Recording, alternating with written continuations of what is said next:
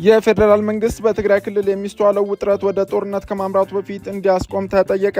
የህገ መንግስት ትርጉም ጥያቄ ያነሱት የቤንሻንጉል ጉሙዝ ክልል የምክር ቤት አባል ያለመከሰስ መብት በዛሬው ዕለት ተነስቷል። የኩላሊት ንቅለ ተከላ ህክምና ችግር ከፍተኛ ደረጃ ላይ መድረሱ ተገልጿል። ሰላም ጤና ይስጥልን። የተወደዳቸው የኢትዮጵያ ሪፖርተር ዩቲዩብ ቻናል ተከታታዮች የሰዓቱን ዋና ዋና ዜናዎች ይዘን ቀርበናል። ለወቅታዊ መረጃዎች የኢትዮጵያ ሪፖርተር ዩቲዩብ ቻናልን ላይክ፣ ሰብስክራይብ እና ሼር እንድታደርጉ እየጋበዝን ወደ ዝርዝር ዜናዎቹ እናልፋለን። ኢሊያስ ክፍሌ ነኝ።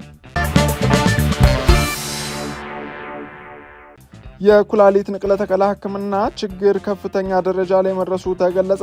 በቅዱስ ጳውሎስ አጠቃላይ ስፔሻላይዝድ ሆስፒታል ብቻ እየተሰጠ የሚገኘው የኩላሊት ንቅለ ተከላ ህክምና አለ ሊባል በማይችልበትና በከፍተኛ ችግር ውስጥ እንደሚገኝ ተገልጿል። የኢትዮጵያ የኩላሊት ንቅለ ተከላ ማህበር ፕሬዝዳንት አቶ ቢኒያም አበራ ለሪፖርተር እንደገለጹት የኩላሊት ህክምናና ንቅለ ተከላ እንዲደረግላቸው የሚፈልጉ ታማሚዎች ቁጥር ከጊዜ ወደ ጊዜ እየጨመረ ቢሆንም በቅዱስ ጳውሎስ አጠቃላይ ስፔሻላይዝድ ሆስፒታል ብቻ በመሰጠት ላይ የሚገኘው የንቅለ ተከላ ህክምና በሚፈለገው ልክ ነው ለማለት አያስደፍርም። እንደ አቶ ቢኒያም ገለጻ በሆስፒታሉ የኩላሊት ንቅለ ተከላ ህክምና መሰጠት ከጀመረበት ጊዜ አንስቶ ከ170 የማይበልጡ ህሙማን ብቻ አገልግሎቱን አግኝተዋል። ይህም ከበሽታው ስፋትና ከህሙማኑ ቁጥር አንጻር ሲታይ እጅግ አነስተኛ መሆኑን ያስረዳሉ። በጥቁር አንበሳ ሆስፒታል የውስጥ ደዌና የኩላሊት ስፔሻሊስት ሐኪም ዶክተር ወንደሰን ታደሰ ለሪፖርተር እንደተናገሩት ደግሞ በኢትዮጵያ በኩላሊት ህመም ዲያሊሲስ የሚያደርጉና ንቅለ ተከላ ያከናወኑ ሰዎች ቁጥር ከ5000 አይበልጡም። ይህም ከ100 ሚሊዮን በላይ የህዝብ ቁጥር ላለው ሀገር እየተሰጠ የሚገኘው አገልግሎት በቂ ላለመሆኑ ማሳያ ነው ብለዋል። ለኩላሊት ህሙማን እየተሰጠ የሚገኘው የዲያሊሲስና የንቅለ ተከላ ህክምና አገልግሎት አነስተኛ መሆን፣ የሀገሪቱ የኢኮኖሚ አቅምና ለጉዳዩ የተሰጠው ትኩረት ዝቅተኛ መሆን እንደ ምክንያት ሊጠቀሱበት ይችላሉም ተብሏል። በአንድ ወር ውስጥ በቁጥር ከ3 የማይበልጡ የኩላሊት ንቅለ ተከላ ህክምና ቢደረግ ነው።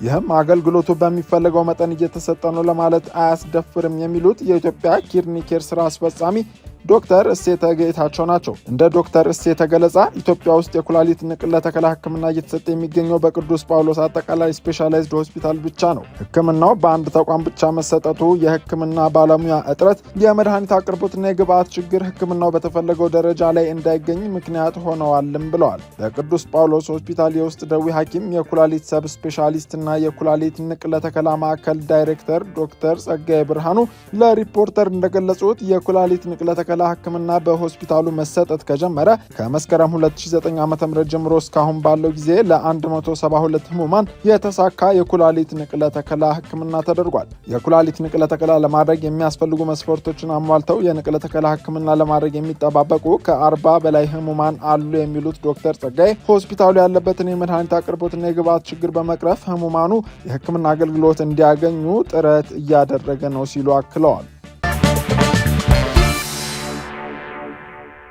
የፌዴራል መንግስት በትግራይ ክልል የሚስተዋለው ውጥረት ወደ ጦርነት ከማምራቱ በፊት እንዲያስቆም ተጠየቀ። የትግራይ ክልል ጊዜያዊ አስተዳደርና የህወሓት አመራሮች የገቡበት ውጥረት ወደ ሌላ ጦርነት ከማምራቱ በፊት የፌዴራል መንግስት መፍትሄ ሊያበጅለት ይገባል ሲል የኢትዮጵያ ፖለቲካ ፓርቲዎች የጋራ ምክር ቤት ነው ያሳሰበው። የኢትዮጵያ ፖለቲካ ፓርቲዎች የጋራ ምክር ቤት ሰብሳቢ አቶ ሰለሞን አየለ አገርን የሚያስተዳድረው መንግስት እንደዚህ አይነት ችግሮች የሚፈቱበት መንገዶችንና አማራጭ ሀሳቦችን ሰፋ አድርጎ በማጤን መፍትሄ መስጠት አለበት ብለው እንደሚያምኑ ለሪፖርተር ገልጸዋል። ለዚህም ሁለቱ አካላት ውይይት የሚያደርጉበትን መንገድ ሊያመቻች ይገባል ሲሉ ሀሳባቸውን ሰንዝረዋል። የትግራይ ክልል ጊዜያዊ አስተዳደርና ህወሓት ከገቡበት የስልጣን ሽኩቻ ወጥተው ችግራቸውን በድርድር መፍታት አለባቸው የሚሉት ሰብሳቢው ከፌዴራል መንግስት ባሻገር የኢትዮጵያ ሀገራዊ ምክክር ኮሚሽን፣ ልሂቃን፣ የፖለቲካ ፓርቲዎች፣ የሀገር ሽማግሌዎች፣ የሃይማኖት አባቶችና ሌሎችም አካላት ጣልቃ ገብተው ወደ ጦርነት የሚደረገው ሂደት እንዲገታ የበኩላቸውን ማድረግ ይጠበቅባቸዋል ብለዋል። የኢትዮጵያ ዜጎች ለማህበራዊ ፍትህ ፓርቲ ኢዜማ በበኩሉ ትላንት መጋቢት 5 ቀን 2017 ዓ.ም ባወጣው መግለጫ የፌዴራል መንግስቱ በትግራይ ክልል የተፈጠረውን ትርምስ እዚህ ደረጃ ሳይደርስ በሰላማዊና ህጋዊ መንገድ ሊያስቆም ሲገባው አሁንም ራሱን እንደ ሩቅ ተመልካች እየቆጠረ ነው ሲል ወቅሷል።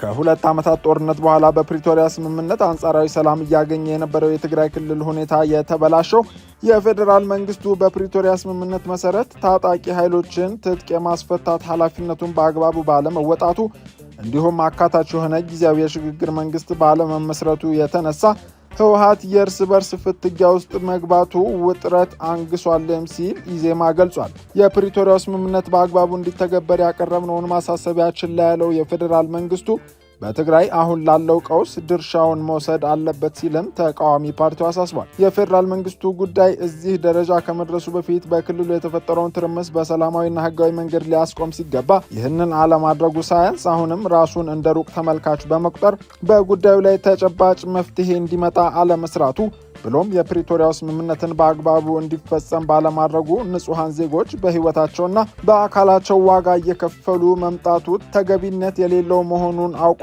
አሁንም ለጉዳዩ ተገቢ ትኩረት በመስጠት ዘላቂ ሰላም እንዲመጣ በሚያስችል ህጋዊና ሰላማዊ መንገድ ብቻ የመንግስትነት ሚናውን እንዲወጣ ሲል ኢዜማ አሳስቧል። ፓርቲው ትግራይ ክልል አሁን ላለበት ውስብስብ ችግር የተዳረገው መሳሪያ ማንሳትን የተሻለ አማራጭ አድርጎ በሚወስደው ህወሓት የተነሳ ነው ብሎ አሁንም የፓርቲው አመራሮች ምንም ሳይጸጸቱ ስልጣንን ጠቅልሎ በመያዝ ግብግብ ውስጥ ገብተው ለሌላ ዙር ግጭት የሚጋበዙ ከሆነ በትግራይ ውስጥ ያሉ ዜጎች ይህ ስብስብ በምንም አይነት ሁኔታ ለማህበረሰቡ ጥቅም የቆመ እንዳልሆነ መገንዘብ አለባቸው ብሏል።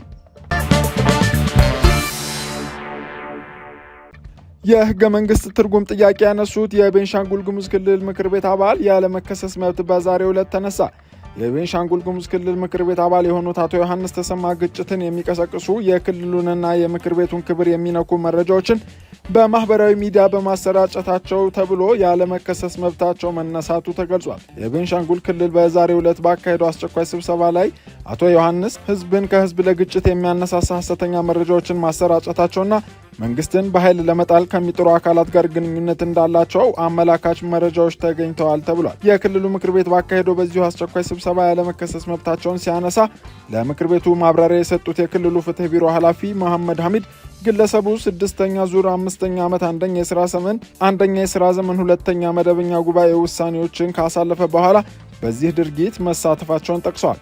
የምክር ቤቱ አባል በተጠረጠሩበት ጉዳይ በህግ ተጠያቂ እንዲሆኑ የቀረበውን ማብራሪያ ተከትሎ የአቶ ዮሐንስ ተሰማ ያለመከሰስ መብት እንዲነሳ የምክር ቤቱ አባላት በሙሉ ድምፅ ማጽደቃቸው ተገልጿል። አቶ ዮሐንስ ተሰማ የተቃዋሚው የቦሮ ዴሞክራሲያዊ ፓርቲ አባል ሲሆኑ በቁጥጥር ስር የዋሉት እሁድ የካቲት 30 ቀን 2017 ዓ.ም ነበር።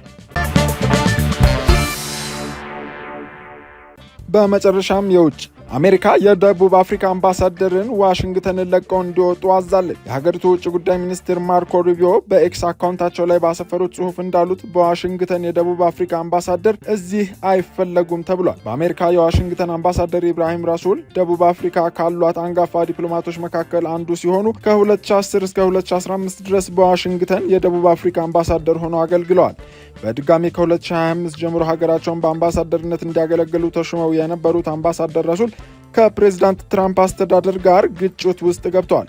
አምባሳደሩ ከሰሞኑ በበይነመረብ በተካሄደ አንድ ሴሚናር ላይ ፕሬዝዳንት ትራምፕ የነጭ የበላይነትን ለማንበር የሚሰራና መድሎዎች እንዲፈጠሩ የሚሰራ ፖለቲከኛ ነው የሚል አስተያየት ሰጥተው ነበር። ይህንን ተከትሎም አምባሳደር ረሱል በአሜሪካ መቆየት የሚያስችላቸውን የዲፕሎማሲ ፍቃድ የሰረዘው የአሜሪካ መንግስት ወደ ሀገራቸው እንዲመለሱ ተነግሯቸዋል ብሏል። የደቡብ አፍሪካ ፕሬዝዳንት ጽህፈት ቤት በጉዳዩ ዙሪያ ባወጣው መግለጫ በውሳኔው ማዘኑን ገልጾ ከአሜሪካ ጋር ጥብቅና የጋራ ተጠቃሚነት ያለው ወዳጅነት ለመመስረት እንደሚሰራ አስታውቋል። አሜሪካ የሀገራትን አምባሳደር የማባረር ልምድ የሌላት ሲሆን በተለይም ከቀዝቃዛው ጦርነት ጊዜ ጀምሮ ሽኩቻ ውስጥ ከነበረችው ሩሲያና ሌሎች ሀገራትን አምባሳደሮችም ጭምር አላባረረችም። የፕሬዝዳንት ትራምፕ አስተዳደር በደቡብ አፍሪካ ላይ ጫና ያሳደረው የነጮችን መሬት እየቀማች ነው በሚል ነው። ደቡብ አፍሪካ ግን ይህንን ክስ በተደጋጋሚ ውድቅ ማድረጓ ይታወሳል።